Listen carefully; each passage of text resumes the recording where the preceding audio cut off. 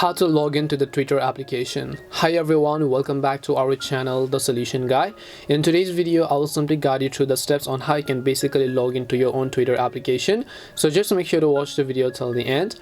Well, in order to actually log into Twitter, all you have to do is first of all make sure to download or update the Twitter app from your app store to the latest version, because I'm telling you to update in case you don't want to face any type of issues during the login process. So head over to your Play Store, type in Twitter, either download or update the app, and then once you've done that, we're just going to open it up. Once you open it up, there are many things that you can do.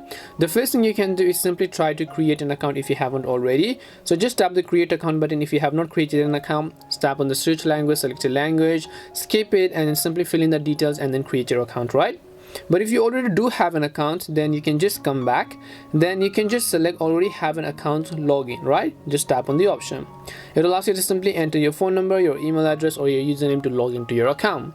Or in case your Twitter account is actually linked with your Google account, it will ask you to continue with Google. So all you need to do is just tap the continue with Google button, then just select your Twitter account ID. Once done, you will be able to successfully log into your Twitter app.